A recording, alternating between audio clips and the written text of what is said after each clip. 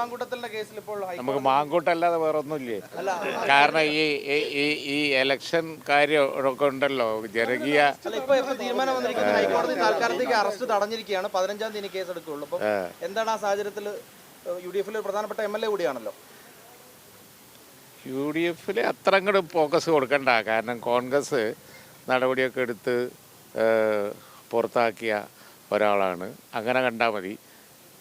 കോടതി ഇപ്പോൾ അറസ്റ്റ് തടഞ്ഞത് കോടതി നടപടികളാണ്. അടുത്ത കോടതി നടപടി കാത്തിരിക്കുക, അത്ര തന്നെ. ഇപ്പോൾ അറസ്റ്റ് തടഞ്ഞു, അപ്പോൾ അറസ്റ്റ് ചെയ്യാൻ പറ്റില്ല. അടുത്ത നടപടി എന്താണെന്നുള്ള നമ്മൾ കാത്തിരിക്കുക. അല്ലാതെ പുറത്തു നിന്ന് നമ്മൾ അതിനെക്കുറിച്ച് പ്രത്യേകിച്ചൊന്നും പറയേണ്ട കാര്യമില്ല.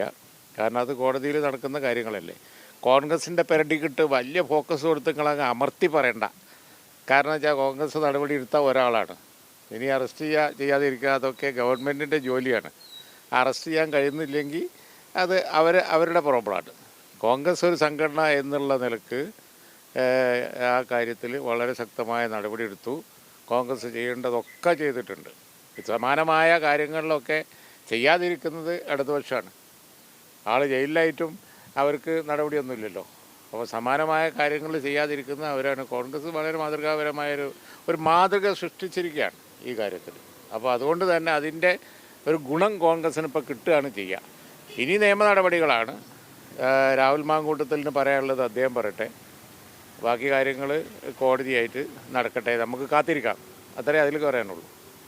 എലക്ഷൻ രംഗം എന്ന് പറയുന്നത് UDF സംബന്ധിച്ചിടത്തോളം, ഞാനിപ്പോൾ വയനാട്ടിലാണുള്ളത്, നേതാക്കളൊക്കെ പല ജില്ലകളിൽ നിന്നും റിപ്പോർട്ട് ചെയ്യുന്നത് UDF വളരെ അനുകൂലമായ ഒരു രാഷ്ട്രീയ അവസ്ഥയാണ് സംസ്ഥാനത്ത് ഉള്ളത് എന്നുള്ളതാണ്.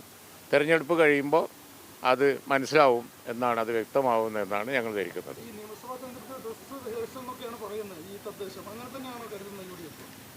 ഞങ്ങൾക്ക് ഏകദേശം അങ്ങനെ തോന്നുന്നുണ്ട്.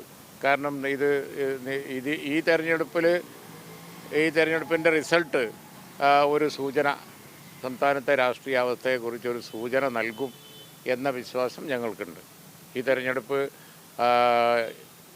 കുറേ കൂടി UDF അനുകൂലമായ ഒരു രാഷ്ട്രീയ കാലാവസ്ഥയാണ്. അല്ലാതെ തീർത്തും പ്രാദേശിക തിരഞ്ഞെടുപ്പല്ലേ, രാഷ്ട്രീയ കാലാവസ്ഥയാണ് കേരളത്തിലുള്ളത് എന്നുള്ള ഒരു കാര്യം ഈ തെരഞ്ഞെടുപ്പ് സൂചിപ്പിക്കും എന്നാണ് ഞങ്ങൾ കരുതുന്നത്.